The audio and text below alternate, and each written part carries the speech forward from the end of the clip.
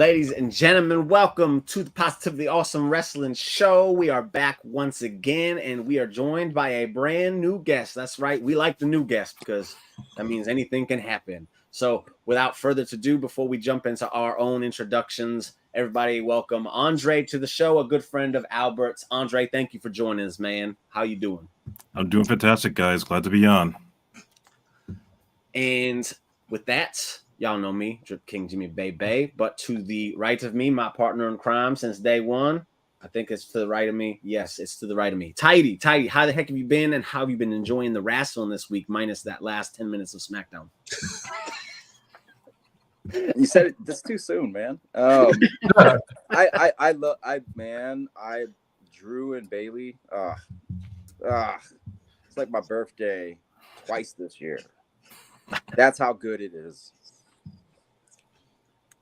Oh, got the comments. Thank you, babe. Know what is you is looking good. She says hello to everybody. And then look at Courtney's gonna jump in the chat. I know she's watching Vengeance Day, so I appreciate her being here anyway. She won't be here the whole time, but that's all right with me. I get it. No spoilers in the text, Courtney. I haven't watched it yet. Yeah, no spoilers, Courtney. None of them. We don't like them. And then we also got Cameron up in the chat. What up, Cameron? Thank you for joining as always. It is greatly appreciated, my man. And also take the time to thank Tidy for being with us because I know he's the NXT guy and Vengeance Day is on. And he's taking the time to push it to the side so that he could join us tonight. It's greatly appreciated, Tidy. And then as always, Shawn Michaels. As always, last and certainly not least, Albert, how the heck have you been? Don't be trolling me tonight. I know you want to. I know it's probably going to happen anyway, but keep it to a minimum because we want Cody. But how the heck have you been, man? And how have you been enjoying wrestling, including that last 10 minutes? Because you listen, I'm doing great. I love everything about wrestling. I'm ready to talk about the biggest story in pro wrestling this week. Pretty Deadly coming this close to eking out that fatal four-way victory, tag team victory. Just lost by the skin of their teeth to Pete Dunne and Tyler Bate. Really upset, guys, but I don't. It's all right. You know, it's okay. That is big news because everybody huge news. Deadly to be there. And then the Throne Judgment Day at Elimination. That was the big news everyone was expecting. They took it out from under us. Listen, I am secretly hoping that Pretty Deadly wins the tag titles at WrestleMania Night 1 because that's where I'm going to be, so I can let out the biggest yes boy in the history. Yes boy. All right. But as far as the biggest news goes, that's what the list is about tonight because we are about to jump right into the Positively Awesome Wrestling Top 5. Thank you very much. And tonight's Top 5 is none other than, y'all know what it is, the top story, Logan Paul. And who's he going to defend that United States Championship against the Elimination Chamber? Of course. I joke, I kid, y'all know what I mean. But I came up with this theory actually before SmackDown even happened. No, I won't say that. SmackDown confirmed it for me. I figured after what we saw on SmackDown, it was kind of like, yep, I think we're going to be getting the Elimination Chamber with Logan Paul defending the United States Championship. The main reason because Logan Paul is everybody's calling me a part-timer. I want to defend the belt. I want to be a full-timer. So Nick Aldis gonna be like, all right, I got something for you because we need a men's Elimination Chamber match, especially since it doesn't seem like we're going to be doing one for Seth's #1 contendership. We got to have a men and women's one. They always do it. So I got a little creative and I said, what if Logan Paul defended it? I like the idea. I don't know if anybody else likes it. We'll go around the little room clockwise. Tidy, we'll start with you. Do you like this idea? Oh, I love Logan Paul. I don't know what happened to me, but if I could see him in Elimination Chamber, I'm for it, man. Yeah. Good idea. Andre, what about you? What do you think about Logan Paul defending it in there? Oh, I think it's fantastic. It brings more legitimacy to the U.S. title, which that's the one thing I'm glad about under the Triple H regime now is the fact that the mid-card titles are important again, and they're elevating stars from the mid-card scene. You're not the only one down there, Lou, but I mean, he's I guess he's advertised for every single SmackDown between now and Elimination Chamber. I imagine it'll be all the way through WrestleMania, to be honest, until he loses the title. So if he's going to put in the work, we're going to give him some stuff to sink his teeth into. And there's no way he doesn't jump off a chamber. Like, there's no way he doesn't. So I'm all for that. And Albert, last but not least, finish out, make it a perfection here. You're with Logan Paul defending in the Elimination Chamber, right? Absolutely, that match would rock. Especially if Yes, boys. I know we fantasy booked our Logan Paul Elimination Chamber opponents. I think with the right 6 guys in that match, Logan Paul's going to come out looking like $1 million, and that match is going to come out looking excellent. Set him right up for WrestleMania opponent with epic proportions, if you know what I mean. Yeah. So you have your own top 5, Albert? Is that what you're saying? I do have 5 guys. Okay, so after my number, you can give your answers. You can give your list after I give mine, so we can see how close we were. Sure. I'm sure we got at least three of the same. I'm sure we're close. Yeah, I'm sure we're close. So with that, we're just jumping right into it then. Number 5, I did this one not because he's the most likely, but just because. Oh, this isn't a list of. Man, I've lost my words here. I'm putting him in number 5 because he's the most likely to be there. Like the other rest of them are kind of speculation. This one's a guarantee, in my opinion. Kevin Owens. There's unfinished business there after the Royal Rumble with the genius finish that they had. And I like that they played into it on SmackDown some more. I just don't see any way Kevin Owens isn't a part of this chamber and the United States Championship match. So, Andre, we're coming to you first. You're the guest. You get the first dibs on these things. What do you think about Kevin Owens possibly joining? Yay, nay, and what's your reason for it? 100% agree. I mean, the guy got screwed over at the Rumble, and it was a weird finish. So I feel like it's not a done story when it comes to KO and Logan Paul. He definitely has to be involved in it.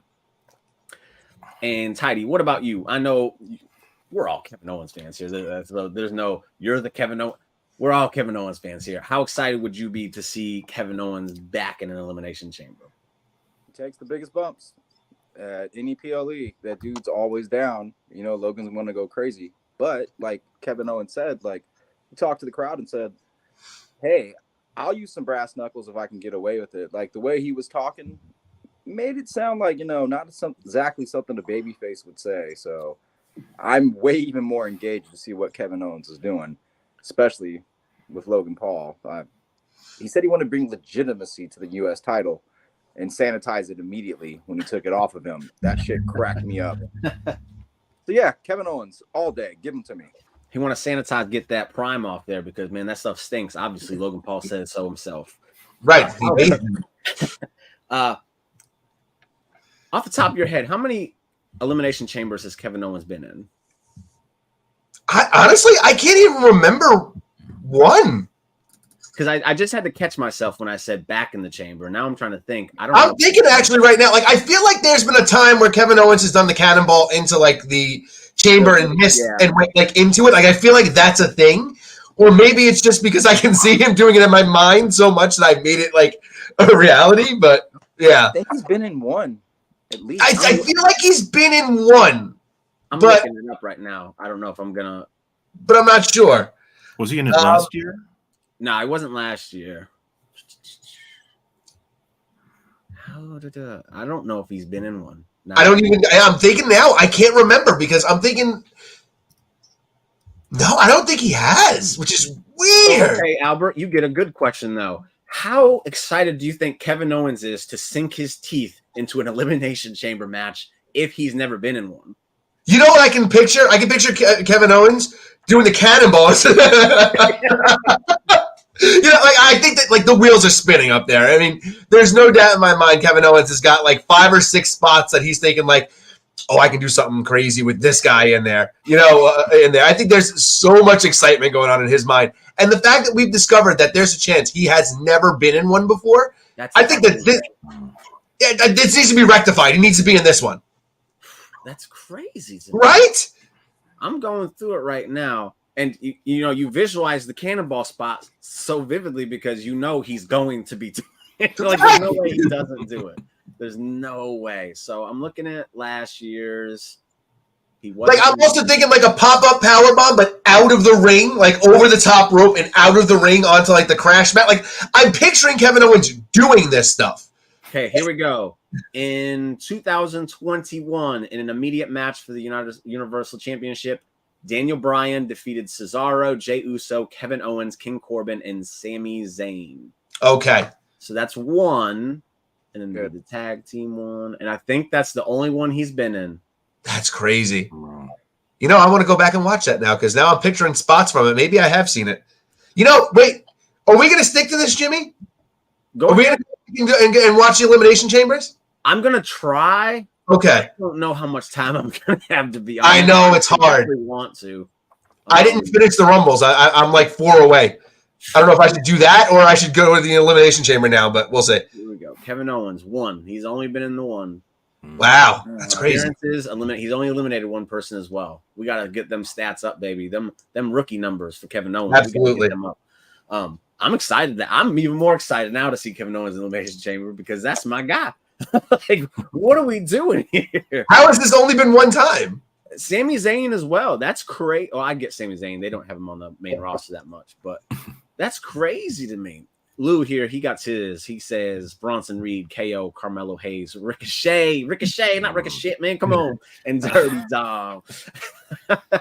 Lou hates him, Ricochet.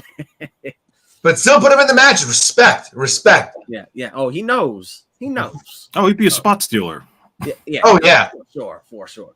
But yeah, Kevin Owens in Elimination Chamber. So yeah, I'm glad we got him in there.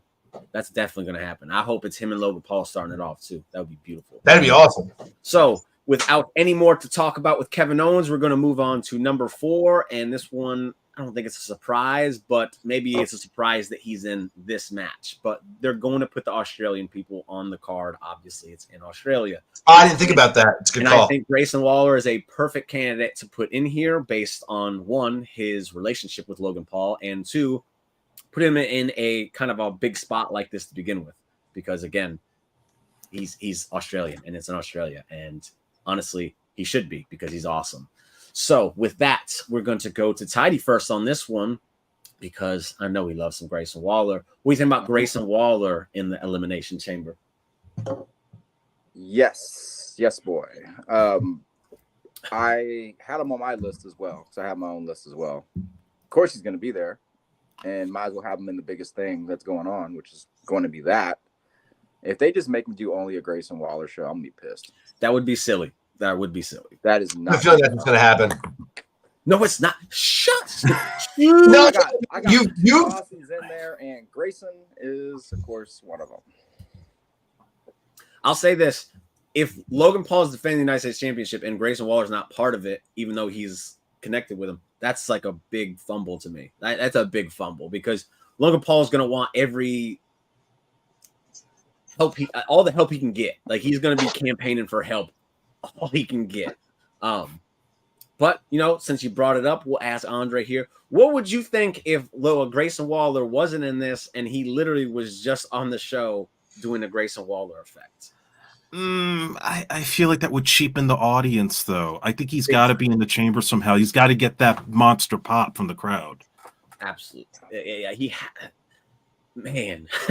I hate the thought of it, honestly. So I saw someone say something about, they're going to do a Grayson Waller effect with The Rock as his guest. And, you know, that would be big for him, but it'd be a waste in the same time. Yeah. He should get 2 spots if they're going to do that.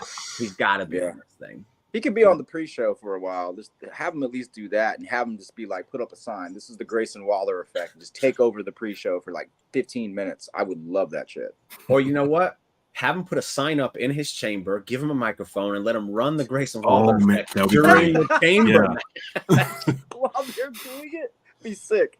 Hey, Triple H, if you want my email, just let me know. I'll send it to you. I'll gladly start working with you anytime, man. Anytime.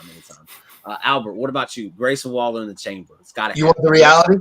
The reality is that Grayson Waller will wrestle on the SmackDown prior in a tag team match, probably with Theory, and he'll have a Grayson Waller effect at the chamber. I am like so confident about it because I just feel like that's such a WWE move. Yeah, you guys want to see him wrestle? Sure, we'll put him on SmackDown in a match that he can win.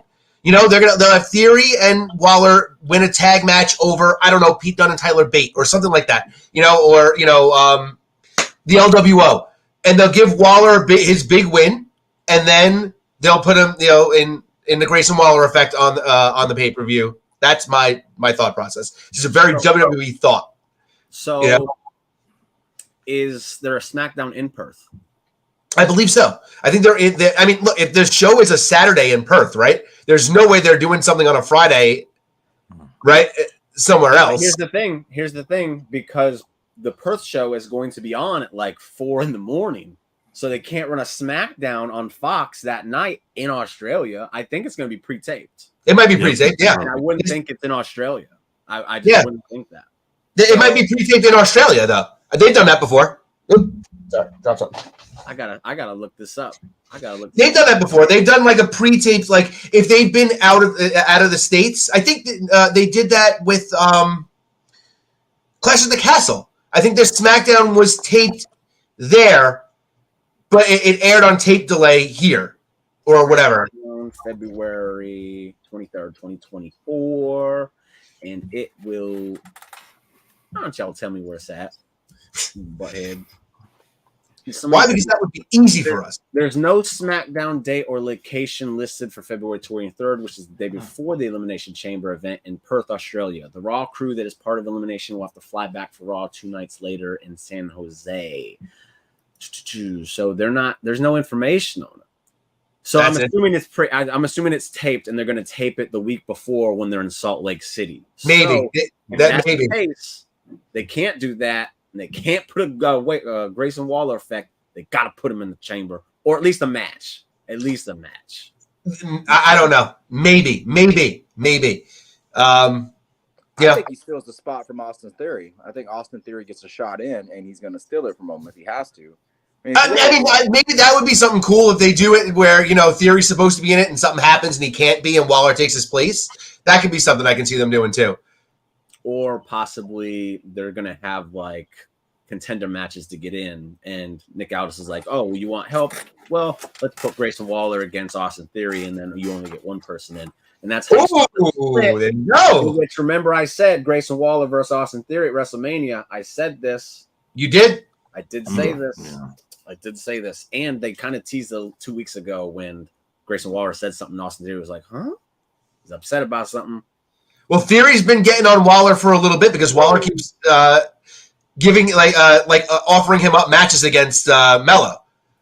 So there you or go. Anybody. He's been there you go. So Theory face turn then?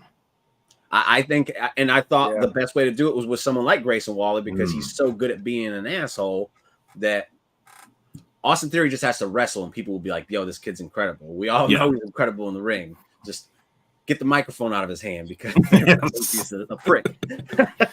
Let us love him before we put a microphone back in his hand. That's my thought. And Grayson Waller is a perfect candidate to help him get there, which is crazy because he's so much newer at this than Austin Theory is. He just has a very punchable face.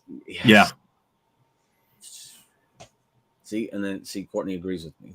So with number 4 out of the way, we're going to move on to number 3, in which this one's not as obvious, but I feel like he's a big part of the mid card, and I'm not going to not put him in a situation like this because he's Santos Escobar. And I think he should be in it because when I think of people who need these kinds of matches to kind of showcase what they got, to let the people know, hey, they're here, they've arrived, and this is what they're capable of doing. These could be the people who lead us into the next few years. Santos is at the top of my list here. Tidy's with that one. Albert's with that one. I'm hoping Andre's with this one, you big Santos fan. There we go. The sweep on that one. So, Albert, you get to go first here. We talking about Santos in the chamber. Our lists are pretty similar so far. I'm going to throw that out there to you. I think this is a no-brainer. I think Santos is on fire since he split. I think him getting this new family, him introducing Elektra Lopez into the mix, replacing his old guard now with Humberto and Angel, I think is really working out well. I think they mesh well together. I think this is adding so many good layers to the Santos Escobar character on television. We saw he has this no back down attitude. He went right at Bobby Lashley in that qualifier tournament. He really brought it all. And he played a really good smaller heel, which is hard to do against some of those bigger guys. And he played it to perfection. I think this is a spot that Santos Escobar belongs in. And real quick before we move on, you brought him up. Humberto's name has been changed to Berto. So thumbs up, thumbs down. What are we thinking about this one? Because I'm giving it 2 big thumbs down. Yeah, no. Berto Berto sounds like some Sesame Street stuff, man. I'm not with it. I mean, can they give them their last names back then at least? Like it's like someone their last like before they drug him out of the building, they're like, "You're gonna change his name to Berto," and then he's gone forever. And it's like, what? Why? What's your beef with Carrillo here, man? That's crazy. that's a horrible name. Berto. Like Savio Vega's brother or something. Goodness. Oh man, I would have. They should just named him Salvio at that point. I would have been happier. It's wild. Heidi, how excited would you be to see Santos Escobar not only in this top position but inside the chamber?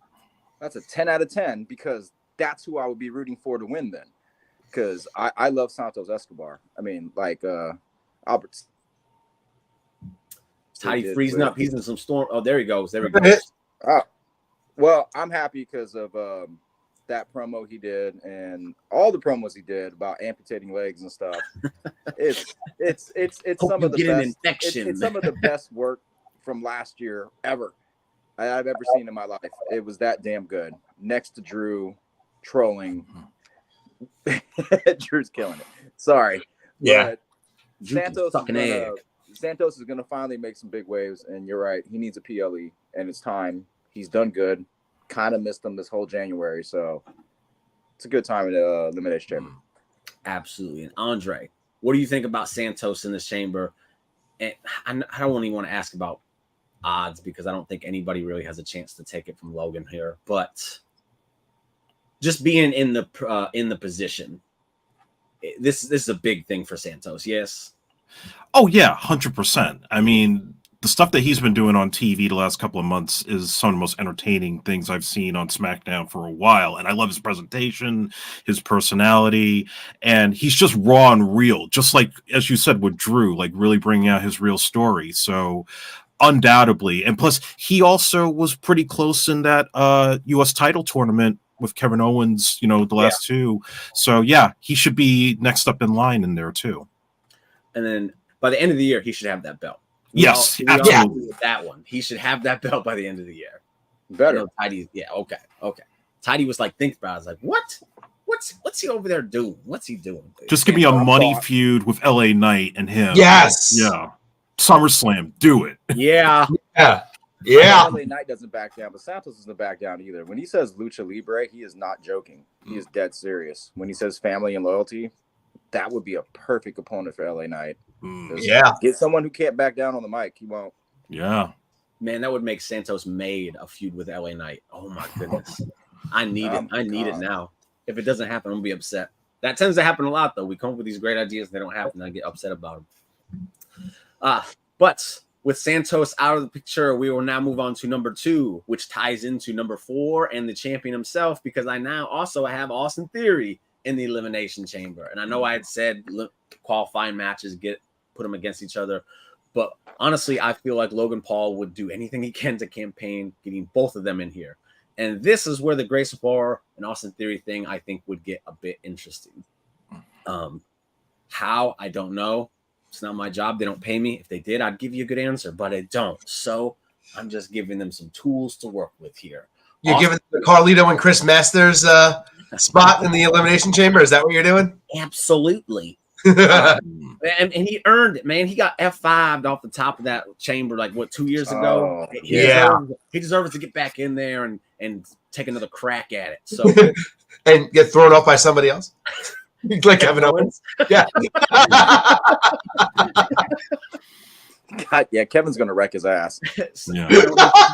He's tied in with Grayson and Logan and Kevin Owens, so it just makes sense to include him in this whole thing. I kept a SmackDown because I felt like it was plausible to do so. Me too. It's with the United States title. I do feel bad Bronson Reed wasn't involved in this, but they'll have to find something else for him because he's on Raw, and I abide by the rules. Match.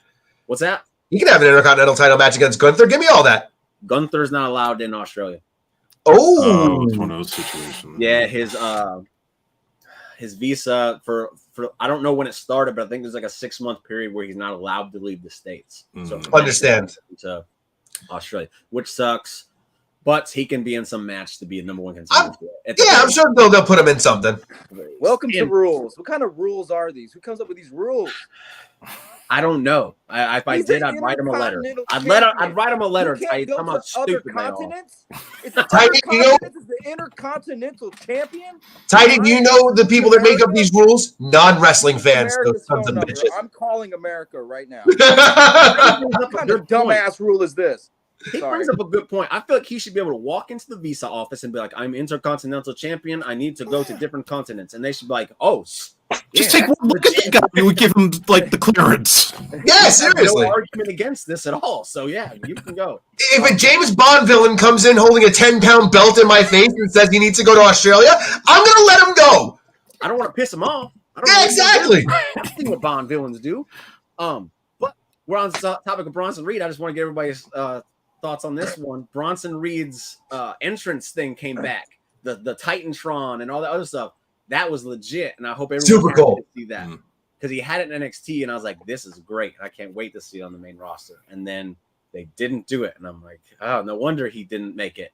And then Triple H brought him back and said, "Here comes all the toys with it, Bronson." Yeah. Bye, Kevin Dunn introduced really cool things, and I really love it. Thank but God. back on the subject, I know we're moving away from Austin Theory, which a lot of people tend to do, but I like the guy, so we're going right back to him. Austin Theory in the chamber. Andre, what do you think about it? Well, he wasn't on my list, but if you do have Waller in there, then I would want to see it just for that story to progress into something leading to a match at Mania. Okay, yeah. And again, with the pieces, there's too many pieces to kind of leave him out. And he can't be involved in the match because everyone's locked out. Like, No. I guess they could, when someone leaves, he could sneak in and all that, but I don't really like that thing at all. I'd like to see Kevin Owens thrown for plexiglass. That would be fun. He's throwing something. He's cannonballing someone through it. He's throwing someone off. Logan Paul is jumping off a chain. This is going to be a great chain if it plays out this way. It's going to be an awesome one. Albert, what about you? Austin Theory. I don't know if he's on your list. You said they're similar. Oh, so we're 4 for 4 at this point? No, we're 3 for 4. We're yep. Okay, so I didn't have Waller in there. Why is Austin Theory on your list? Because I think you're 100% right with what you said. I think Logan Paul needs some help, and I think that he's going to try to petition to get one of his guys in there. And I think that if it would have been way too heel heavy to have all of them in there, because Santos Escobar has to be in that chamber. So that's kind of the reason why I kind of said it's got to be one of the two, and that's where I chose Theory. Okay. I think it's the most experienced. I think it makes sense. I will admit that I can be swayed and say it could be Theory or Waller at this point. I mean, any way you play it, there's ways you could do the turn.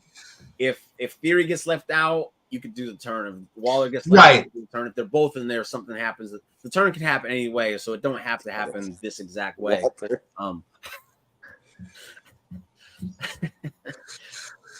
That's good. You're probably right, Lou. You're probably right. and Tidy, what about you? Does an Austin Theory Elimination Chamber entrance intrigue you in the least? Yeah, of course it does, but I'm in Albert's same boat. I wanted Grayson or Austin, and a reason for them to not get one of them in there. Like you said, too heel heavy. I don't really care about the heels. I have 2 other names that I wanted. There's like Bronson Reed. Like, if he's not going to be in it, this is a fucking travesty. He's not fighting Gunther. So, I mean, I want Bronson in there. Or is just because we just can't put any Raw guys on there? That's my take. Because again, Yeah. I try to follow the rules. I know other people don't, but I try. You know, Chad Gable can swing again. You know, Chad could. But I had Jinder, Bronson, Santos, and Grayson, and Chad Gable. You convinced me on Kevin. I'm okay with Austin because if we're just going SmackDown, then yeah, it would have to be Austin. Yeah. There's no choice. I left your boy Bobby out because I feel like him and Karrion would probably eliminate each other from the ability to be there. I know it hurts your feelings, but I just had to do it. So Cross and Lashley were both on my list at one point too, and I took them both off and said, you know what? Let them just go at it by themselves. That's what I figured. They're just going to be fighting each other. Or yeah. Bobby would have been on that list. I mean, he would. Dude, you imagine the crowd's response if he gets Logan in a hurt lock. Holy shit. And if you got Grayson Waller and Logan in a double hurt lock. Yeah, I was going to say, has he ever done that? I think he has. Yes. I think a double one before.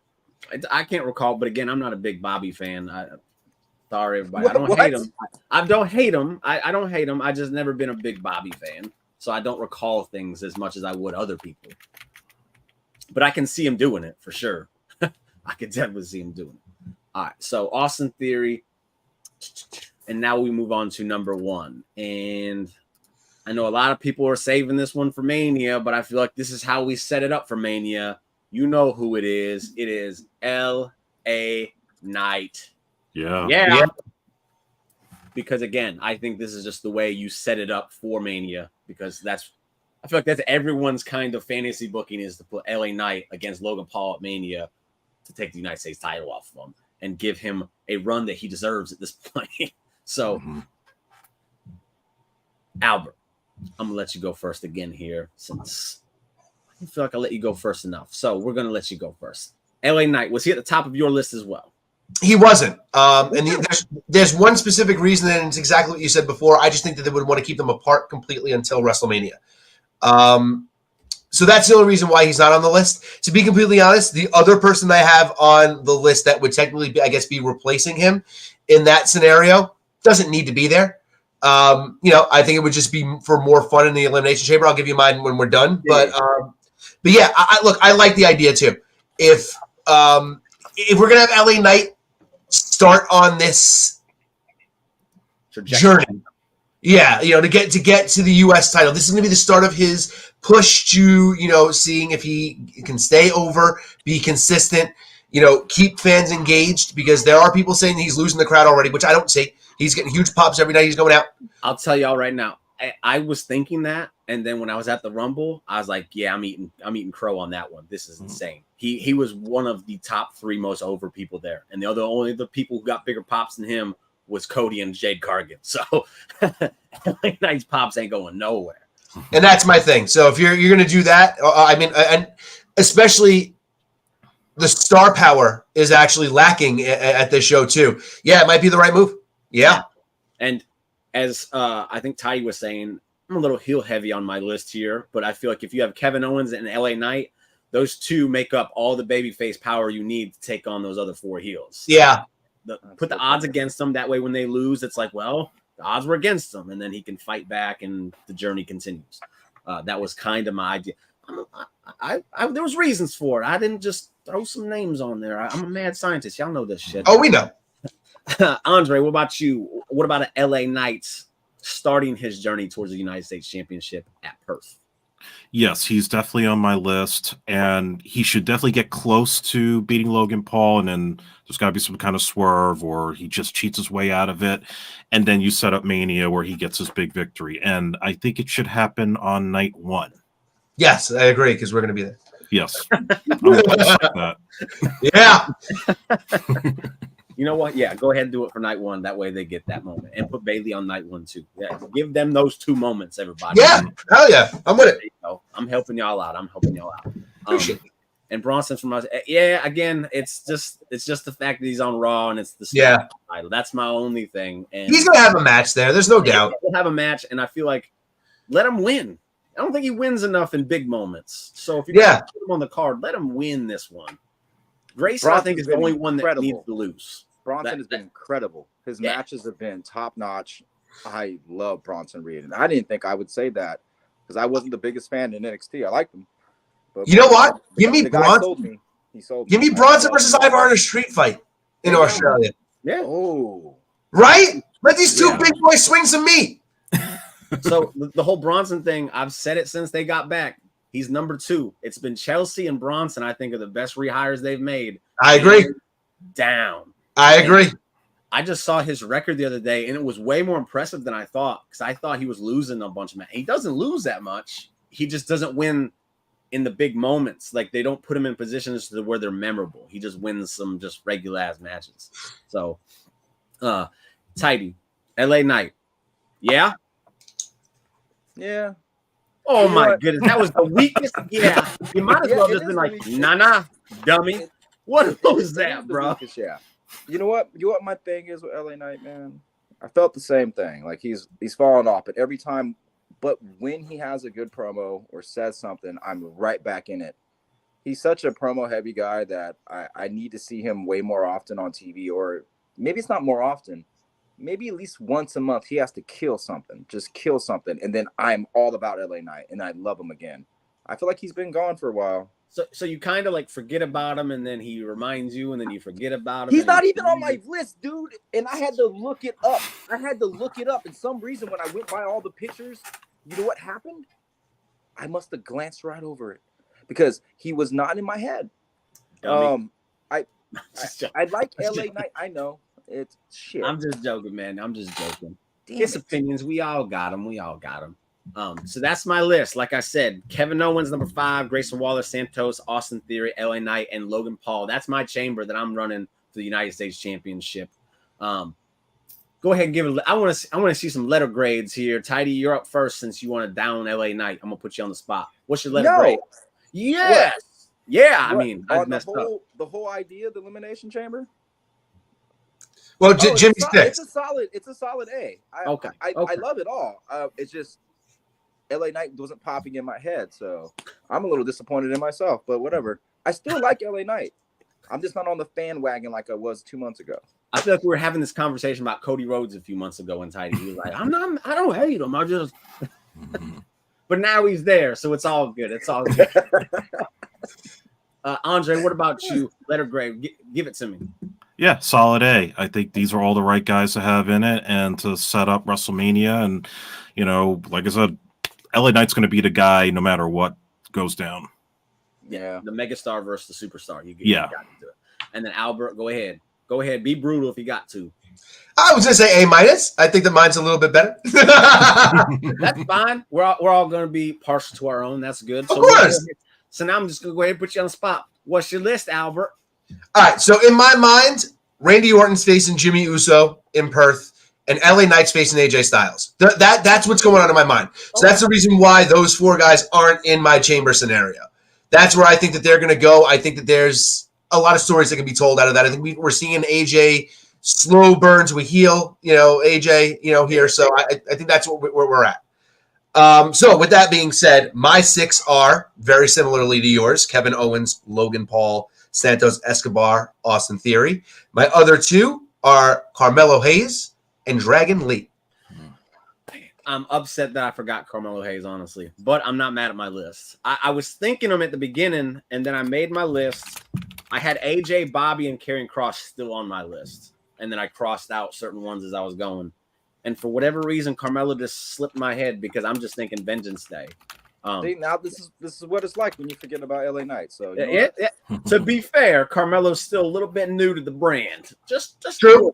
Very true. And I'm thinking Vengeance Day. He has a big night going on right now, so I wasn't thinking about Perth, but I'd love to see Carmelo in the chamber. I think it'd be a great spot for him. Matter of fact, I think Dragon Lee would be fun too. He would. I would take out Waller or Theory to put in Hayes. I would do that. Matter of fact, I would make it Waller. That way Theory can kind of like laugh at him for it. There we go, Sven. You couldn't beat him either. So that one was just one person off. So that really. You couldn't beat him either. Andre, did you have lists? I did. So 3 of them, of course, we mentioned LA Knight, Kevin Owens, and Santos. I didn't have Theory and Waller initially. I actually had AJ and Carmelo Hayes as well. Nice. And just as like sort of just throwing it together, I was even thinking just on the outside, Karrion Kross, or even as a wild card, Andrade. Ooh, that's interesting. I don't think it will happen, but it would be a hell of a surprise. I would like Andrade, but again, it was the Monday Night Raw thing that just kind of was like, leave him out of it. But I'm not mad at seeing Andrade in something like this. And I just realized I don't have like a big, strong dude in mind. And now I'm kind of second guessing it. Kevin Owens. He's not the big, strong. I'm talking like a Bobby Lashley or a Cross guy who's going to just manhandle some people. But okay. I like that too, though. I like y'all both included Carmelo Hayes because he should be in there now that I'm thinking about it. You don't miss? I'm off my rocker for that one. I'm all y'all's grades were wrong now. Tidy, did you have a list? Yeah, I did. It's Chad Gable. My wild card is that, the other guy that has the same exact outfit as Braun Breaker ends up whooping his ass in Raw So I have a feeling that Braun's going to go to Raw. And I'm sorry, I put Raw guys on there. Why? Because the Bronson's Reed name was on there, and I was like, you know what? I'm going to pick 3 from Raw. So I got Bronson Reed, I got Braun Breaker beating Chad Gable, I got Jinder Mahal, Santos Escobar. I want to mute you so bad Grayson right now. Waller. Huh? What? I want to mute you so bad right now. Why? We do not tolerate Chad Gable slander on this channel. No, I know, and that's the thing that gets Braun. You know. I know. If Braun knocks out Chad Gable, that's huge for Braun. That's what I'm saying. You ain't got to do it at a PLE. If he can beat Chad, all right, man, whatever. I'm not even gonna finish the list now, man. You know I'm done. Bullshit. I just wanted some Raw guys on there, man. No Bronson Reed. This is boo boo. He's gonna have himself a good match, man. He's gonna be on the card for sure. Okay, I don't good. I don't not want him on the card. It didn't fall in line with the rules of how this works. Yeah. Man, I can't believe you're talking about Chad Gable losing. We've been talking about Chad Gable dethroning Gunther at WrestleMania for months, and you're talking about Braun Breaker coming in and taking it away from him. Shorty G must rise. It's his time. It is. It's been his time for 3 years. Braun Breaker in the chamber will be cool too, though, because I'm sold. He got the best spear I've ever seen, and just watching him spear every single person through every single chamber would be amazing. I'd love it. He's going through that plexiglass with. Yeah, some force. Because he don't put Carmelo and many people through a wall in NXT. He's about to do it again on SmackDown. Oh my goodness, that was an amazing moment. And then when he did Ivar bounced off the ropes to the Rumble, and he just said, "Sit down." I was like, God, they're so forced. He looked amazing in the Rumble. He did. Good list. I'm not mad at any of them. I'm mad at myself for not including Carmelo Hayes. I'm gonna be honest. That was silly of me. I can't believe I did that. I honestly can't believe I did that. But with that said, we're all excited for our chambers. We all thought we did a good job, and I think we all did a good job as well. So high fives and pat on the back. You know the Champa special right there for you. And now we can move on to our favorite moments of the week. I'm gonna let Tidy go first because I just slipped up and said what his moment's gonna be. I know what he's gonna talk about, and I'm excited for it because can't wait. The biggest problem I have with this whole Rock and Cody thing is that Bayley has lost any kind of praise she should be getting right now. So, Tidy, the floor is yours, sir. All right, Bayley, man, what a great segment. She hears them talking shit in the locker room. She knows it's happening. She walks down. Like, it was the perfect segment. I watched it twice over again. Just the way she was walking down to the ramp, looking behind her, just knowing. And then she mentions Rhea and they laugh. You know, her whole speech of like, which again, I'm upset about. I've done it all almost. Like she said at the press conference, why couldn't I do it this year? This is the biggest year. Anything's possible. Yeah. I could main event. So the last 10 minutes, of course, hurt me a lot.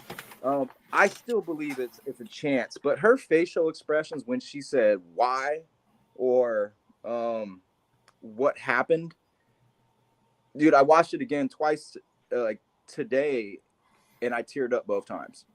Completely selling the fact because her story was, or I can go a different route and prove the doubters wrong. And she's like, I had people that I thought were my family that supported me.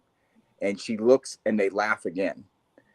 So Rhea Ripley, they laugh again. Or I can go a different route and prove the same people wrong. Anyways, I'll be here forever talking about it. It was the best thing when I saw her right when she said the end that I'll see you at WrestleMania. The way she walked up, it was her exact same body motions of Hugger Bayley in NXT.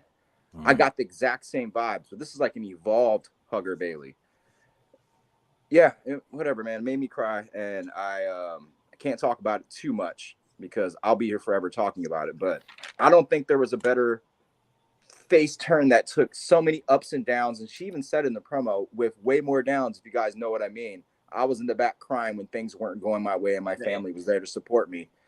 I think we all knew Damage Control wasn't doing as hot. There was so much IWC bad talk about Bayley and all this other stuff. And the way she finishes it, oh God, what happened when it was me, Dakota, and you? Like, and then they hit her, and she's like, "What happened?" And she gets hit. Oh, and her voice, the intensity in her voice, the tone, like she's tearing up, man. You couldn't make a better babyface turn that I think I've ever seen when something has gone so wrong in many ways, and saying she wanted to take Damage Control to WrestleMania, and yet the same people like in NXT who didn't believe she was good enough is now her own family. They're discarding her. They're only using her when she's useful. And the fact that she's catching them laughing at her, it just proves that now she needs to prove to them, and just like everybody else, that I can be. I think she could go down as one of the best. And in my opinion, so I love women's wrestling, because NXT, Bayley was my favorite women's wrestler back then. It's fantastic. I just could not believe her story and what she was doing. It was over the top amazing. And I think the way she's doing this and the way she carried herself, watch that again. It is the best damn work I've seen her ever do. She spoke Japanese, dude. She spoke Japanese. Like, you didn't think I knew that. When the locker room scene happened and they left, and then they showed her coming out of the other room. I don't know if anybody else does this in wrestling, but when I know something's about to happen, I'm like, oh shit. I stand up and I'm like, okay, here we go. Like, it's about to go down. That was one of those moments. I stood up. I was like, oh, here it comes. Here it comes. And then when she hit the Japanese line, I was like, oh shit. And I think it's absolutely crazy how they did get drugged through the mud by the IWC for so long.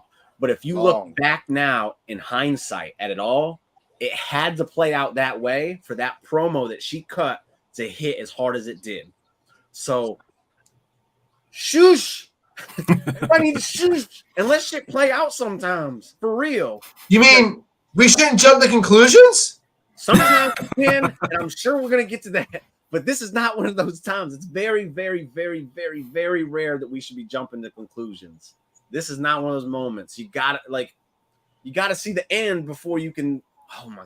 And what have we said about Bayley? Like, really interesting. She is the most consistent. I've seen Booker T and other commentators saying like she's like perfect all around. I've seen it on the pre-show how they talk about her, and I was thinking of Hugger NXT even when they keep saying that. I was like, nah, man. Corey was like, she is. You can print money with the Hugger Bayley.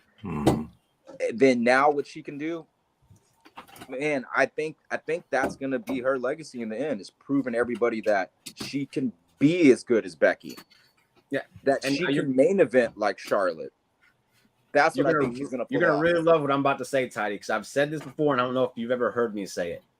I've gone on record before, and I'll say it again. I think Bayley is the best, most well-rounded of the four horsewomen. I think she's better than Becky as far as most well-rounded. 1,000%. She has everything. I just think Becky, there's just something about her where aura in her is just bigger. I think Bayley can get there, though, and she's starting it. I said she's going to have a fantastic 2024. I don't think anybody would not see that coming, but she may have this is her time to prove it. Face aura, a pure babyface aura. I think she's going to pull it off, would not be like too Hugger. She's going to be a little more evolved. Yeah, she can't be Hugger. I don't think that will work, especially at this point in her career, and I don't think she would. She's very good at evolving, and that's another thing. Like, that's why I rank her so highly. Like, everyone's like Charlotte and Sasha 1 and 2. I'm like, no, it's Becky and Bayley 1 and 2. Yeah, without a doubt. Like, stop, people. You got to look at bigger picture. And I wouldn't be mad at all to see Bayley kind of just transcend above her, Becky. I wouldn't, because I don't hate Bayley at all. I think she's phenomenal. So we'll now go to Andre. Favorite moment of the week. And again, you can do it any wrestling show you want. We ain't sticking to one program, none of that. Anything from the week you like, you want to give praise to. The floor is yours. Well, I would say it was an unfortunate situation, but it did result, I think, in a memorable segment. CM Punk's promo announcing he's not going to be able to work Mania, but Drew coming out and now having to work in the injury angle at the Rumble and how he prayed for this miracle to happen. This is honestly some of the best stuff that Drew has done. I love this new angle of this bitter ex-champion. And yes, now I fear for my life. And just adding so much weight now to having a potential money match with Punk. As long as he gets his contract renewal, we'll see what happens with that. But now we got him really getting a lot more heat after that. Yeah. I think it'd be crazy if they're not throwing him whatever he's asking for at this point. Yeah. Oh yeah, they are. I can't see him going anywhere else, honestly. This is the most clutch performance by a wrestler I've ever seen when it comes time for their contract. The only one I can think of that comes close is CM Punk. Yeah. And that's what's nuts about this. Drew is just like, it's like a light switch flipped on. Y'all see the Twitter X thing where he's like doing a video where he's tearing his tricep? Got to put his triceps and work out. It's tricep day. The gravestone 2024 WrestleMania CM Punk. Did you see the one from today where he came out last night, the live show, and he's like, we got a time, and he's trying to rename the Future Shock DDT. God. Name it after CM Punk. My goodness. Drew is somebody suggested Dream Smasher. Something so sad. Drew is making me actually have fun with him and his character when something so sad has just happened. Kudos to Drew for that, for overperforming. Definitely. Because I should not be happy at all right now. I should be like if Sami Zayn got injured and he's not going to get a WrestleMania moment. And then Roman Reigns or Jimmy Uso finds the funniest way to poke at him with his character and sells me on it. That's how good Drew is. You idiots need to pay attention to how damn good Drew McIntyre is. You're preaching to the choir right now, man. Yeah. like I was just like, this blows chunks, bro. I was so mad when the news came out. And then when he came out and he was tearing up, the promo was amazing. Yeah. It was amazing. That's what we've been waiting for. That's why I saw someone say is like, they were always questioning why people like Punk, and then she was like, "Oh, I see. I get it now. He's real." And Drew, like, I want to be mad at him, but it's like, dude, this is a masterclass. What you're doing, bro? Like, I get it. Got hook, line, and sinker too. The whole way came out, sympathy, all of it. I was like, "Oh man, all right." Drew's really going for it here. I was like, all right, cool. Respect. I guess they're gonna try to keep this babyface, side of his character. Then I prayed for this. Punk. I slept like a baby. Just took the dagger and stuck it right in. I was like, this is just so good. I slept like a baby. That son of a bitch. I slept like a baby. Bro, this is my mouse pad, man. This is my mouse pad, y'all. I was heartbroken, and then I couldn't help but laugh. I was like, this dude's good. Yeah. That's a good one. I'm glad that one got brought up. I'm glad it did. I'll have to pick something else now. That was my number 2. Thank you. I'm gonna say it now. Albert, I'm gonna let you go last because again, I think I know what yours is. So I'm just gonna make mine quick. Raw. I just want to praise the in-ring work we got on Monday Night Raw. I can't think there was one that was kind of like but that DIY versus Judgment Day tag match. I am so thankful it was commercial free because it was like that would have been one of the best TV matches of the year with the commercials. But without the commercials, I'm like, okay, we can literally put that in contention. I know we're only a month into the year, but as of right now, we can put that as contention as a match of the year because of how damn good it was. And it's doing the job that they need to with DIY because they got to get over wrestling. And they showed everyone why they should be cheering because that was brilliant work by them. I love the promos too, the backstage promos. Like that's what a good touch to them. I like that. That's kind of like their thing. Like, because that's like the third time I've seen them do it, and I haven't seen anyone else do it. That's a nice little addition to give them specifically. It's really cool. Like they're about wrestling, and you're only going to get a promo from them while they're on their way to do what they do best. It's great. It's just such a nice little touch. Yeah. And the wrestling overall, I just remember watching, being like, this is actually working way better than I thought it would. I'll admit it, because I didn't think you could have Raws where you have just continuous match after match after match like that, because I like the less is more formula. And I hope it's not something they do all the time, because I still believe in less is more. But if you're gonna have matches like that, go ahead and put them all in one match. Give us a banger Raw like that, because that was phenomenal. It really was. The Raw in general was just a phenomenal show from head to toe. I loved it. One thing that people have been saying a lot about AEW, and don't get me wrong, AEW is at its best. They are really the best at the in-ring portion of what they bring to the table. But the superiority complex that some AEW fans have about their product when WWE is putting on matches like the Judgment Day versus DIY, matches with guys like Gunther and Chad Gable and Seth Rollins and Cody Rhodes. I mean, these are some guys that are heavy hitters and some of the best workers in the world. And people can sit there and they can say, hey, AEW is full of really good workers too, but don't diminish the amount of amazing workers that are in WWE as well. There is not one week, one show, whether it be Raw or SmackDown, where you're gonna have where you're not gonna at least see one or two matches per show that were like, damn, that was a really good match. Yeah, it was fantastic.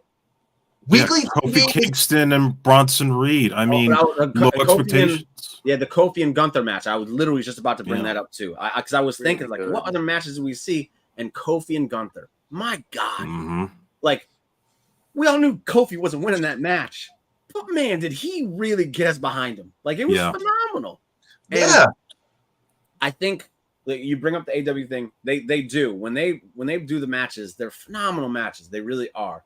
What I think gets lost on it though is when WWE does the phenomenal match, we don't see it as much, so we remember them a lot more. Whereas in AW, it's like match after match after match. It's kind of the same thing. Not the match itself, but it's just they're all trying to go out there and put on the best match ever. And you don't remember them.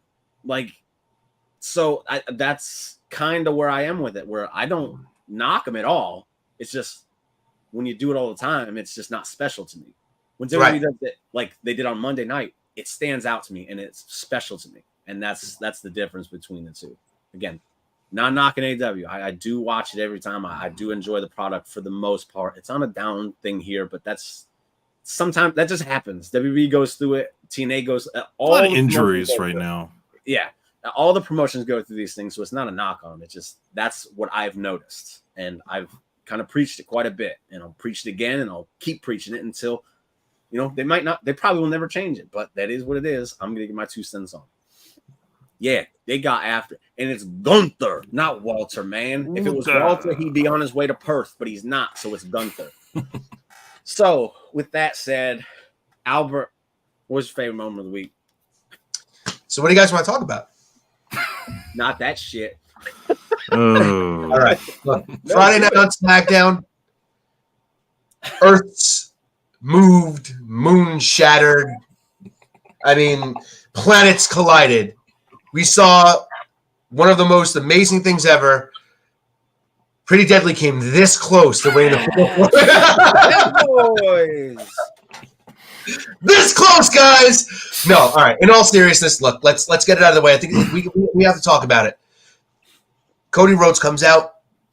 He tells everybody that he is going to finish the story, and he's eventually going to finish the story. And his goal is to still finish the story, and he still plans on finishing that story, and Roman Reigns somehow factors into that equation, but he said he got a little tribal conferencing going on, and out came the People's Champion, The Rock, to one of the more thunderous applause and ovations that I've ever heard in quite some time, and no words exchanged, nothing confirmed, but we got the first ever face-off of Tribal Chief Roman Reigns and People's Champion, The Rock, in the ring, face-to-face, one-on-one. A match that we have been talking about since Roman Reigns was crowned Tribal Chief. Now, I'm going to just really quick, I just want to get this out before we get into everything. Roman Reigns establishes the Tribal Chief character by beating Jey Uso, declaring himself the head of the table, and having Alpha and Sika place a ceremonial lay over his shoulder, signifying he is now the head of the table. Every single promo we've seen since then, he's acknowledged me, acknowledged the head of the table. And there is always somebody who's throwing in the jab somewhere about The Rock. How can you really be the head of the table? How can he really be the head of the table? Who's really the head of the table if he's never had any interaction with The Rock, right? That's always been this big deal going on. A couple of years ago, we got Daniel Bryan and Edge facing Roman Reigns for the title. This was before Roman Reigns' title reign was, astronomical at this point. It wasn't, right. It hasn't taken that step to that next level. People last year were ready for it. Cody Rhodes could have won the Royal Rumble last year. I don't think anybody would have cared. I think everybody was all ready for it. There was Rock and Roman, head of the table, WrestleMania, Los Angeles. This is exactly where it should be. Like, this is it. It goes Hollywood. This is where it should be. And The Rock confirms it himself on the Pat McAfee show. I was there. I was ready. It was going to be me, but the schedules just didn't line up. I wasn't prepared, and I wasn't going to go in there into WrestleMania in the main event and do it half-assed. So here we are. The planets align in the right way. We finally get it, and it's not just at any time. It's at the right time. Rock versus Roman, WrestleMania 40 could be for not only the main event for the World Heavyweight Championship, but also the head of the table. The story is so ridiculously written well. The only problem we have is there's another story that everybody wants to see finished. This is exactly. Look, this is by and far the most embarrassment of riches that WWE has had in I can't tell you how long. There are two baby faces that are viable contenders to end one of the longest heel title runs in WWE history. The longest heel title run in WWE history. This is absolutely an embarrassment of riches in a time where WWE just lost CM Punk due to injury, where they just lost Brock Lesnar. He'll probably never appear ever again. We're finally at a point where this can happen, and the whole world has no idea what they want to see. Guys, at the end of the day, before it's all said and done, the one thing I want to say about this, I am so happy that we're here. I'm so happy that we're at this moment. I'm so happy we have this choice. And I'm so happy that the pro wrestling world is so hyped. And we still haven't gotten a word about what's really going to happen yet. This is pro wrestling, ladies and gentlemen. This is what we live for. It's moments like this where we don't know what's going to happen, where it's going to surprise us. We didn't know who was going to win the Rumble. We don't know who's going to WrestleMania to face Roman Reigns. We don't know who Seth Rollins is facing. We have no idea what's going on. This is a blank slate except for one match that's been confirmed at WrestleMania. This is it, guys. We've made it. The wrestling's hot again. This is exactly where we want to be. Wrestling is hot again. And you got to thank WWE for that. And as much as you might hate him, you got to thank The Rock for that too. Him walking in and putting himself into this story, no matter what happens, is going to be one of the biggest things that WWE is ever going to see. And I love it. Anybody else want to go first? Yeah. So I different perspective. I agree with Albert though on mostly all that. I think Sam Roberts said the same thing about having so much cake and having so many options, and there's so many slices that we would love to have main event. And I thought about it more. Rock was he already, before the Rumble even happened, he already said that should I sit at the table. He already said that whole promo, with gender and all that stuff.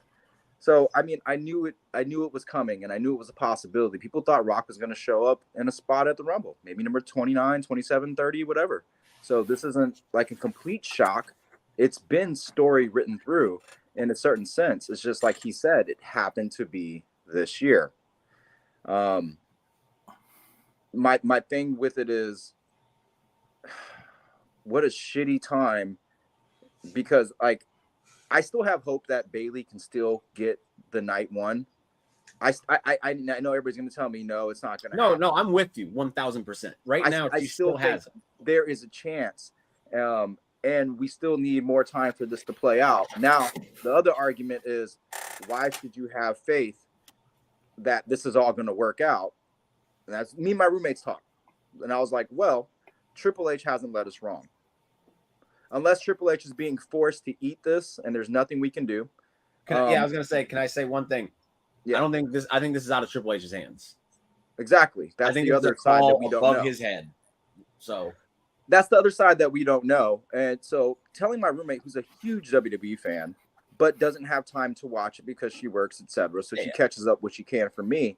She's like, but from the Rumble, because I showed her the Rumble. She came home late. I was like, we got to watch the Rumble. She watched it with me. She was down. Watched the Rumble. And she's like, I'm just so happy that they didn't bring any old timers back. Everybody had a spot. And then I brought up what happened with Bayley. She's like, what? And then Cody, she's like, she's not a big Cody fan, but she was still like, what? So they did bring an old timer in on the biggest spot. I was like, it's unfortunate. It's just like, it's supposed to happen last year. And that drained her, because the next reaction she had was, well, but the way Rock wrestles and Roman wrestles slow. I was like, but I like Roman's wrestling.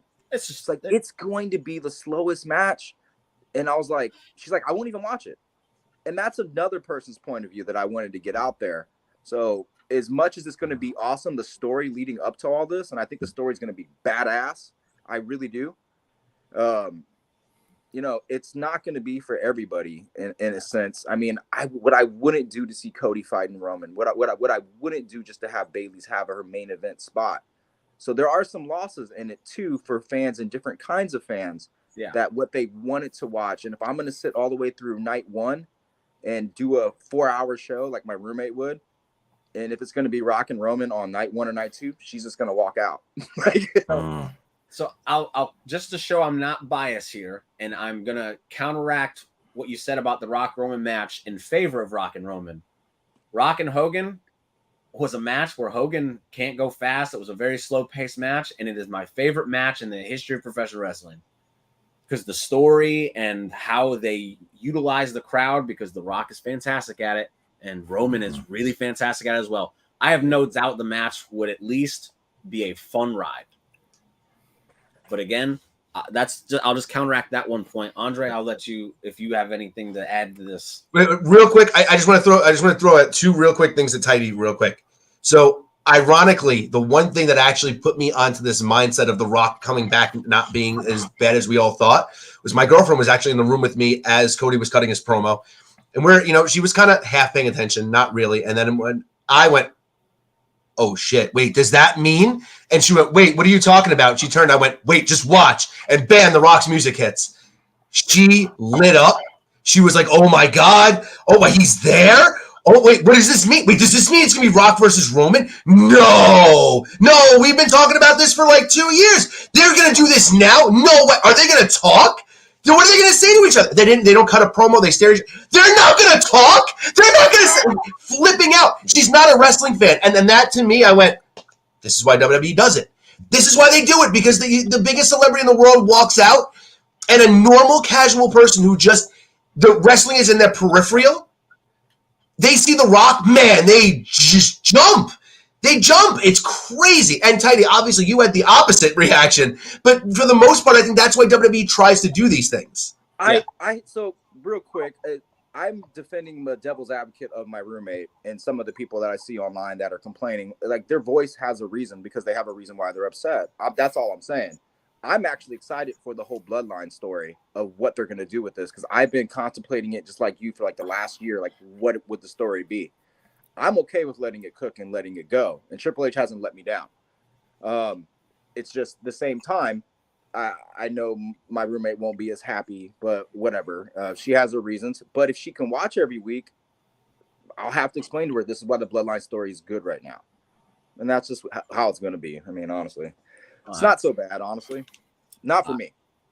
So, Andre, the floor is yours. So, yeah, kind of like everybody else, I'm a little bit dumbfounded that it's not going to be Cody and Roman. And this is coming from somebody that I did want to see Rock and Roman go at it for a couple of years now. I felt that's where the storyline needed to build when it came to the head of the table. But Cody's story is just so relatable. And to me, when you see that reaction, when you see him interacting with the fans, it reminds me of Hogan in the day, it reminds me of Bret, Cena in his heyday. And I understand, like, I was upset too when he didn't win last year to Roman. But at the same time, I said, okay, it makes sense to go the route that they did, because imagine having come back from the torn pectoral muscle and you win the Rumble and then you go to Mania and you finish the story And the obvious thing that would probably end up happening is maybe the audience was going to turn on him quickly because, they're going to say, he got it too fast. And, just be like with Seth and Brock Lesnar. They put the belt on him, and the next thing you know, they started booing him. But here, we've been through this year now where we've rebuilt Cody. He went through Brock. He's gone through Nakamura. Now he's going back through Nakamura. He had the tag belts with Jey Uso. Like, the story was building. And you saw the reaction when he won the Rumble. This is what they wanted as soon as he pointed to Roman. Now, that said, given where we are now, and then Rock now deciding, I guess because of all the injuries and what's going on with the media, that he feels he has to save Mania by getting into this match now and completely usurping Cody.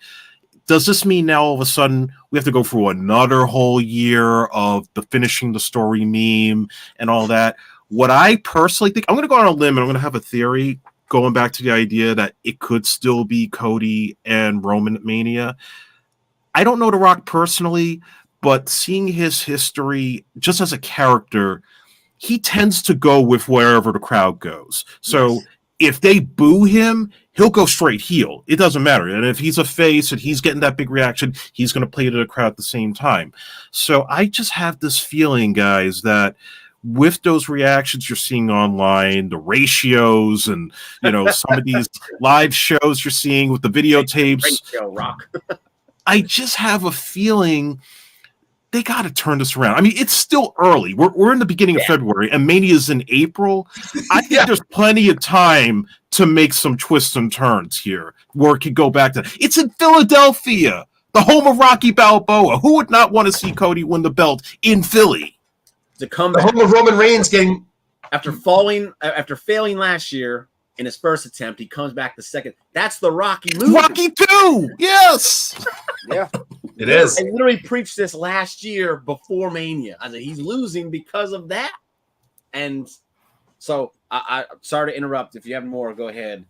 No, but the thing that I thought would happen if it was Cody and Roman was you would still have Rock involved. Maybe he cuts off Solo Sikoa from interfering, and then it's just cleared up for the finale. So at least Rock could put Cody over, which I think would be the right call, because Rock has nothing to gain at this point. He's a superstar. He doesn't need another title if he's trying to push for it. It's Cody's time. That's the one story I've heard that I'm like completely not buying one at all. Like, I don't buy it at all. Yeah, win. That's insane. Or to beat Hogan's record. I mean, who gives a crap about that? Because he's number 3. He's not even the first guy on the list. Right? Yeah. Why does it matter? What? Albert, go ahead. You had something to say, and then I'm gonna lay it into you, man. I know you're gonna go nuts. I just want to point this out. I think that there's a lot of different points where this points to different things in past in the WWE.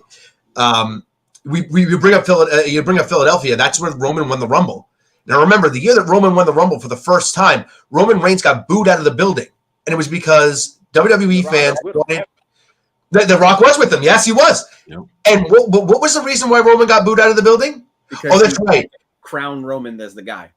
And it wasn't even just that. It was because they did it, and because Daniel Bryan wasn't going to be the one who was going to be in the main event for a second year in a row. They wanted a rehash of the main event they had seen the year before because it suited their narrative more than it suited WWE's narrative, regardless of the fact that they had supported WWE pushing Roman Reigns as the top guy up until Daniel Bryan had his first ever, they said he was coming back. All of a sudden, everybody turned their back on Roman. We don't want Roman anymore. No, it's got to be Daniel Bryan now. I feel the same thing with Cody because now it's, why would we want to see a rehash of last year's WrestleMania? The WrestleMania match we saw in the main event last year, why wouldn't we want the brand new, never before seen Rock versus Roman at WrestleMania? Like that kind of just, it makes sense in our minds as wrestling fans. And that's where it's funny because wrestling fans will defy their own logic sometimes when they just don't get their 100% get their way. And you know what? I understand it. I get it because this story's been building for a full year. You guys, I'm not advocating for it being The Rock. Yeah, no. I'm advocating for the fact that WWE should be playing this up because it's turning the whole world upside down right now. Why wouldn't you play this up? You have Monday night. You have until Thursday until they make this official announcement. Play it up. And then if Roman Reigns, and The Rock are standing out there and Rock just goes, hey, you know what? I'm going to see you, Roman, at WrestleMania 41. Bang! It opens the whole thing right back up. Cody comes out, says, hey, Roman, the whole time we were just trying to throw you off your game. It's going to be me, and I will finish the story at WrestleMania. That could very well be exactly what we see happen. We don't know. Okay. Jimmy, I know you're going to go nuclear. I can't wait. So I wanted to get it off my chest. Theory right there is if they do what you just said, that means they've backtracked. Because Cody in that promo said, I'm going to take everything from you, but I'm not doing it at Mania. That right there, that tells right now that if anything else happens that puts Cody in the position at Mania, they've backpedaled based on the backlash they've gotten, which they deserve 1,000%. And the reason, like you say, play it up, and I get why you want to play it up because they're getting a lot of attention on them, and it's taking a lot of attention off of something else right now. So yeah. I get why they did it. But now what you've caused is a problem. Because we had a babyface like we haven't seen in years that is being shoved down our throat, and we don't even hate it. We love him. We absolutely love Cody Rhodes, and we should. Because the biggest reason I think Cody Rhodes should be getting crowned right now is because at that Royal Rumble, we saw two people respond to the same question in completely different ways. Cody's was authentic, real, and we like that's what you want from someone who's answering questions like that. And then we saw what happened with Triple H. And I hate to bring this kind of thing into it, but it's part of what I'm talking about here. Right there in that moment, Cody's the guy. You crown that man because you need that guy at the head of your business and at the TV shows and all other stuff with your belt representing your company right now more than ever before. You need him right now for this reason. But what's happened now is you've given the Rock Roman people hope that they're going to see Rock Roman this year. So when they switch it up, if they do, and they put Cody back in the spot, and then Rock doesn't wrestle Roman, and we got to wait a year for that, what are people going to do to Cody?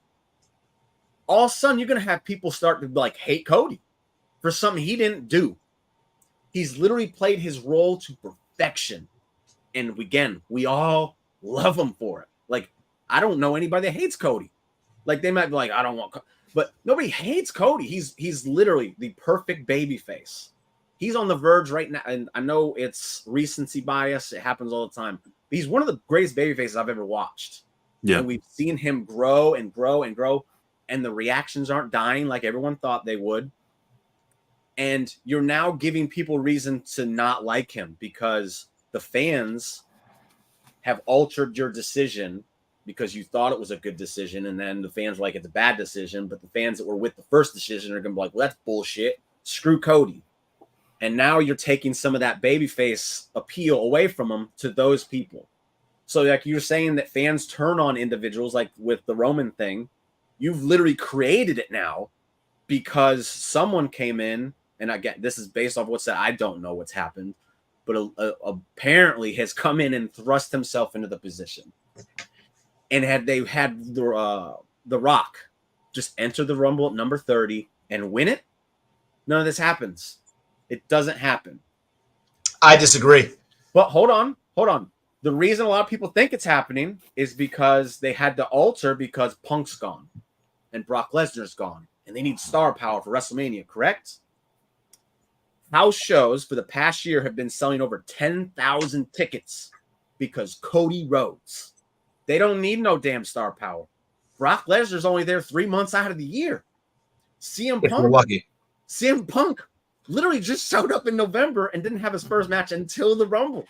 Yep. So losing them at WrestleMania, that's a bullshit excuse to me. You don't need them because wrestling, the WWE specifically, has been hotter than it's been since the Attitude Era. I'll flat out say it. It's been hotter than it is it hasn't been this hot since the Attitude Era. And it's on the back of Cody Rhodes. And now what you've done, apparently, we don't know yet. The decision will be made Thursday for sure. And I might eat crow for all this when it happens. I don't know. But I think anything that happens that puts Cody Rhodes back in the position is a backpedal based on how things have kind of happened. And it's just absolutely insane to put your top babyface guy who could be the face of your company. And again, there's no one more deserving of it. He went out there with a torn pec and put on a show for y'all. Like, y'all said, no, you don't have to do this. And he says, I'm going to do it. And he did it for you. And then this is what happens. That's bullshit on all accounts. And there's nothing I can think of that makes logical sense as to why you would remove him from that. I know the idea is that Rock and Roman is the dream match. And we always talk about dream matches. I don't give a fuck. Because dream matches are really fun. But you don't thrust a dream match in the middle of not even the middle, what appears to be the final chapter of a 2-year story arc in favor of a one-night thing. I know the Bloodline story has been going on and all this other stuff, but Rock and Roman is the bigger match. I will not disagree with you at all. What's the more important match for the future of WWE? Cody Rhodes and Roman or Rock and Roman? Can I ask a question? Can you answer that one first? What's the more important match for the future of your company? All right, so I'm going to give you the answer, and it's going to lead into the question. Rock and Roman, because what if I told you? Hold on. I'm listening. What if I told you that the plan this entire time was Cody was going to lose at WrestleMania this year, no matter what? What if the plan was that they want Hogan's record to be beaten? They want the top 3 champions to be San Martino, Bob Backlund, and Roman Reigns. They want Hogan's name out of the record books. They want him in that top 3 spot, so they're going to do whatever they can to get him there. And the entire idea of Cody's story ending wasn't supposed to happen until, let's just say, Survivor Series. What if that was the case? If would your mind at all, and this goes for all of you guys, would your minds at all change about Cody being taken out of this main event if it's a foregone conclusion that he loses 2 years in a row? Would you rather see The Rock be the sacrificial lamb, or would you rather see Cody lose 2 years in a row and then get his moment somewhere else, not WrestleMania? I want to add some. Yeah, I want to add some historical context. So, does anybody remember WrestleMania 2000? That was like when The Rock was at his peak. Remember, Austin had the injury, so he wasn't around. And the fans were diehard. Rock's got to go over and win that fatal 4-way and win the title. Everybody expected it. And what happened that night? He lost. And everybody was pissed off about that, but they still got everybody home happy. He did the rock bottom with Stephanie McMahon and all that. And he said in an interview, he was like, they did want to put the belt on him, but he's like, I'd rather wait it out because the fans are going to be more invested in me if I'm chasing after it as opposed to actually winning it. So he knows a thing or two about giving the fans enough time to wait until he got the belt. But once he did, it was like a in your house, and nobody really remembers it that well, right? But Cody's been at this journey now for almost 3 years, and we've seen this story. Technically 7. Yeah, technically longer, going way back to the Stardust days and right. So yeah, we've been at this story now for God knows how long, and it's got to happen now. I mean, what they could do, and this is going back to my old idea, remember WrestleMania 8, when they said it was going to be Hogan and Ric Flair. They had a press conference, right? Sid Justice got all pissed off. But then you had the steroid scandal. You had Hogan do that Arsenio Hall interview. So now there was all this heat on him, and they had to change their main event. And we got a better match. We got Ric Flair and Randy Savage, which was great. And then Hogan and Sid was just crap. Yeah. But it made for a memorable Mania match, right? So this has to be Cody's time. And like you were saying, Jimmy, it's about the future now, right? It can't, I understand from a money standpoint and getting the casual fans and the people that probably pay to see The Rock's movies, but come on. To be fair, how many fans are paying to see The Rock's movies? Not me. To be fair. Mean, look what happened with Black Adam. He tried to take over DC, and look what happened with that. I have to say something before Albert and Jimmy finishes this up. So I get it, and I've heard it for years, different podcasts, a million times. But it's better for business. You'll make more money, and you need the business to do good, so wrestling's still around. I don't give a shit sometimes. Yeah. Sometimes I just don't care about the business. Sometimes maybe the business gets too big for its own britches and makes a mistake. that's also something to be very savvy and smart about. When Triple H said that, I have a shorthand with The Rock and I can reach out to him, that gave me some hope that it was going to be, a different kind of thing. And I think it's still there. I don't know. I'm just addressing nothing about anything right now, but I am tired of people saying this is what's best for business at times. It's just, it bugs me as a fan because I just want to enjoy something. And I've been on the Cody roller coaster just recently and just really enjoying it. So if this is a better business decision, and it doesn't mean it's better for your fans that give you the business, WWE. That's just my point. Every now and then that needs to be said. I am tired of everybody on a podcast saying this is the bigger moneymaker. This is the biggest thing. It's about business. There's times where that shit just needs to stop being said. I mean, just period. Because Bayley main eventing fucking WrestleMania is a big deal for women. There's only been 2 times we main evented. How long have women been on top? I'm sick of it. I am tired of it. I'm up to here with the bullshit that if she doesn't main event, I'm literally going to cry like Sami Zayn just lost at Elimination Chamber. I can't do it. I'll circle back to your question and I will say, if Cody has to lose so they can break the record, yes, I would rather the Roman take that loss 1000%. But then I have to wait another year because I can't picture Roman Reigns' run as champion, this dominant run ending on any other show other than WrestleMania. Yeah, I know there's been some fantasy booking, and O'Shea Jackson had a brilliant one about Madison Square Garden at Survivor Series because it counteracted. It was a really brilliant idea. For my mind was that too. But at the end of the day, this is a WWE show that is a WWE belt, and with this historical run, it has to end at WrestleMania, in my opinion. See, I'm with you. I'm with you 100%. But then I started thinking back about things. Think about some of the biggest things that ever happened in the industry. A lot of them don't happen at WrestleMania. First ever undisputed champion, Chris Jericho, went to the vengeance. It's like a very random thing. Goldberg's streak doesn't end at Starrcade. It's a random, if I'm not mistaken, it's a random pay-per-view. It ended on Starrcade. Oh, it was Starrcade. Okay, then fair enough. All right, but still, it was to a very established Kevin Nash. And that was the other thing. A lot of these was a big problem for WCW, and it was part of the dominoes. But the point is that a lot of these big title runs that we think that are supposed to end being with this big, huge babyface who's getting their big crowning moment usually doesn't happen. Remember, Jericho, we want to say the Undisputed Championship, that's his first world title win. That's huge for him. Other than that, Oscar's streak gets broken by who? Charlotte Flair. Goldberg's streak gets broken by who? Kevin Nash. Like the Undertaker streak at WrestleMania gets broken by who? Brock Lesnar. I think we tend to think that these are the moments that wrestling should happen. This should happen at WrestleMania. This should happen with a brand new up and coming babyface. A lot of times it doesn't happen like that.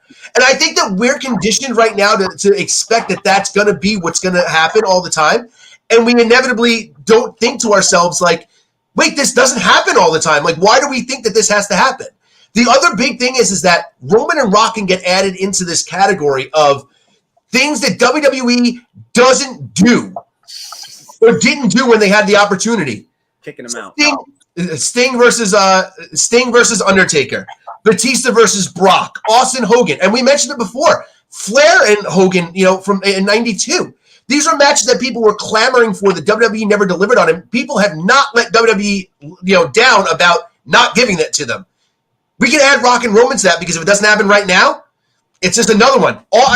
How many people want to see Austin versus Hogan? Both of the guys are in the company at the same time. We never get it. The two biggest icons of those time periods, we got the match with The Rock instead. Like, there's just so many things that we don't get. This could be that one match, that Hogan-Austin kind of, torch passing thing that Rock was trying to do with Cena, those 2 WrestleManias in a row, kind of a thing that the wrestling hasn't seen in a while. I'll make mine quick, and then we can get to the guessing because I know we could keep going on and on about it. If we would have gotten Hogan and Austin, we would have never gotten Hogan and The Rock. And I don't think there's any way in hell Hogan and Austin would have lived up to anything that the Hogan and The Rock did. Yeah. I just don't think it's possible. I don't think it would have happened. But because who's taking that pin? Austin That's shouldn't. yeah. Hogan would. That for sure was going to be the big issue, and I think that's the reason why it didn't happen. So, But yeah, Rock and Roman. I'm explaining again. If this is literally Rock saying this is what's best for business and blah blah blah, this is what's happening. This match should have happened last year. Yes. And I'm gonna read you why it should have happened last year. Because Rock's reason wasn't because of scheduling. Rock's reason was because they had talks, they teased it, but they couldn't come up with anything that he liked. So they nipped it in the butt and he said no. So now what he wants to do, after Cody Rhodes wins the Royal Rumble 2 years in a row, step in and say, I think it's time. Fuck you. If that's how it happened, seriously, and I'm saying this as a person, the first poster I ever bought with my own money was The Rock, and it was on my bedroom wall. And I lay the smackdown, I'm raising the eyebrow all the time. I love the guy. I love his run in WWE. It's one of my favorite things of all time. If this is what's happened, after turning it down last year because it didn't fit his narrative, and now he wants to come in and shit all over someone else's because, well, I think now's the time to do it. Fuck him. Seriously. And I agree with you 100% on the not all big moments need to happen at WrestleMania because that would be silly. Moments need to happen throughout the year. 1,000%. I'm just saying with Roman's run, this run. Oh, I agree with you. So I'm big, an advocate. I agree. I agree. It has to happen. And if it's to beat Hogan's record, like, fuck you. Like, come on. Yeah, like, no, I agree. We talked about this with MJF and Adam Cole, where if they were going to let that thing play out until Adam Cole got healthy before they showed who the devil was, we were going to be like, this is bullshit because it's way too predictable. And I'm not against predictability at times, but when it's way too predictable and you're sacrificing talent to get what you want instead of giving the fans what they want, fuck you. Yeah. Like, that's crazy to me. So that's just my thing. We'll see on Thursday. There's plenty of scenarios that could play out, and we're all just got worked up for no reason and all other stuff. That's fine. Yeah. I love that the fans have banded together on a way that not even the Daniel Bryan one could compete. This is just insane what we've seen over the past 2 days. I think a lot of people have taken it too far, and fuck them. But as far as the ones that are like, we want Cody, like they're just literally just being fans of it. I love it. I absolutely love it. So I'm gonna end that there because I want to get the guestion. I want to give them his guestion of the week, and we've already got to our spot. So with that said, I could keep going on about this forever, man. I honestly Me too. But Andre, we bring our guest on. We give them this opportunity to talk about whatever they want to talk about. We'll get a cap on this, like six minutes, I say, and then we'll cut it off. But guestion of the week. What do you want to talk about? So we had at Rumble, we had the debut of Jade Cargill, and there was that moment with her and Bianca during the match. They didn't get physical with each other, but what I'm wondering is, instead of actually having them face each other right away, could they form a tag team and go after the women's belts and then eventually have a split that leads to a match at WrestleMania 41? I'm just gonna make my answer quick, and then they can have at it. That's exactly what I want them to do because Bayley needs help.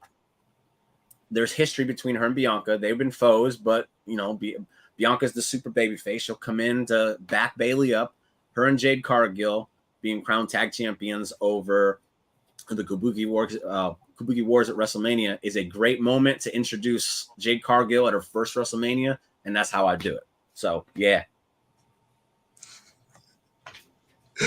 Tidy, go ahead. Come on, you're the women's wrestling guy here. Let's get you in here. Well, I didn't fantasy book what I wanted with Jade Cargill. I was just because in my head, I wanted to fight everybody. Like, is this a fan that's overwhelmed by what's going on in the women's division right now? Her throwing Nia out was some of the coolest shit. My roommate popped so hard. Because my roommate's only seen like pictures from Twitter. I'll show it. This is Jade Cargill. This is like the buffest woman you've ever seen. She should be like Storm in X-Men. Like they should be hiring her to play Storm. And she was like, oh my God, like her magnetic towards her. So I was thinking like, man, what if her first match was with Becky? Because Becky could build up a promo. Or what about Bayley? Or when Charlotte comes back? Or I want to see her fight Bianca one-on-one. Everybody's been talking about that for years. But like, So no, I wasn't thinking about that. But no, I'd be good with that. It would remind me of like Shayna and Nia. It's literally unstoppable. Like, how do you have them lose unless they start infighting? Yeah. So it would I love the idea. Yes. It would have to end with dissension, 1000%. Oh, yeah. Oh, yeah. You know, it's funny. I was thinking about this when Bayley got decided she was going to go against Io. It's, I think, in my mind, almost a foregone conclusion that Becky Lynch is probably going to be the one who's going to challenge Rhea Ripley at WrestleMania for the championship. And I thought to myself, well, where does that lead Bianca Belair? Because there's no way that they're going to make Bianca Belair miss WrestleMania. No, like, there's no shot. And I thought to myself, well, I think the story this whole time was definitely Charlotte and Bianca were probably going to team, and they were probably going to take on Asuka and Kairi. Hey, you know what? They were teaming a little bit. We'll be cool with each other. We don't have to go against each other. We can win these women's tag titles, and I think that's where they were going to go. I like the story even better with Jade Cargill in it. I like it even better. And I also like the fact that we have never seen a babyface Jade Cargill. And that's how, if they want to start her off, they're going to make her a babyface for the first run. That means that we're going to get a Jade Cargill tease. And we're not even going to get her full character and like her full, all of her, who she really is, her full essence until she turns heel. I love that. Delay the inevitable for as long as possible. Give me all of that, because at WrestleMania 41, if Bianca Belair and Jade Cargill aren't going one-on-one for a major championship, WWE's dropped the ball somewhere. I mean, that's it. And the other thing is this. WWE has done such a good job with Bianca Belair. They bring in somebody brand new like Jade Cargill to be an opponent for her, and we still want to see Bianca versus Rhea at WrestleMania as well. Yeah. Bianca's got so many different WrestleMania level opponents that she's never faced. We've never seen her go one-on-one with Becky Lynch, if I'm not mistaken. Like, there are a lot of women on that roster that they've kept Bianca Belair away from enough that they can have major title matches at WrestleMania. Charlotte's another one. Like, these are all women that we have not seen major feuds with Bianca yet. Bianca has 3 right now, and it's Charlotte, Rhea, and Jade. Bayley. And Becky. She had the Becky. Did she have one with Becky? Oh, that's right. Of course, she took the title from her. That's right. The same one that everyone was shitting on until we got to the end. Like, right. Yeah. And then they never got Charlotte. And no, it's Charlotte. Yeah, absolutely. So Charlotte was always going around being the queen, and all the Queen's fans like me are like, well, Charlotte's the best, and Bianca needs to beat her. She hasn't fought her yet. I've been waiting for that. She's got 3. It's amazing, but you're right. She's got 3. Yeah, that's a good question, because again, that's where my mind went. My original thought was Charlotte and Becky were going to go after the tag titles at WrestleMania, but Charlotte's injured. Things got twist and turn. And Charlotte and Becky were like this again. I was so happy, man. Yeah. God. So that's where I thought it was going. So I thought that we were going to get that, and if Sasha did re-sign, I think she was going to join up, and that was going to be a sick. They were going to keep Dakota with Damage Control. She should be cleared by then. That would have been the 6th, woman, match that they would have had. But it's still, to me, I guess maybe that's where they would have had to have a singles match with Bianca and Jade at that point, right? Yeah, probably. Yeah. So, but yeah, great. Crazy question. how things happen, right? Great question. Great show. So we went over, but I don't even care. This was a very, very, very, very fun show, even though I got a little irritated. But it was a fun irritation. It wasn't like I was mad and throwing fits and kicking shit. It was just fun. It was fun. I like when Jimmy proverbially takes off the crown every once in a while. It's a good look every once in a while. I don't feel like I was being negative towards wrestling. I was just being negative towards The Rock, honestly, and that hurts my feelings. It does. I loved it. You did. You know what's funny? If that yes, it's a big if. Like, if he wasn't good with the narrative, then that really sucks. I really hope that isn't the case either. Yeah. And just one more clarification, as always.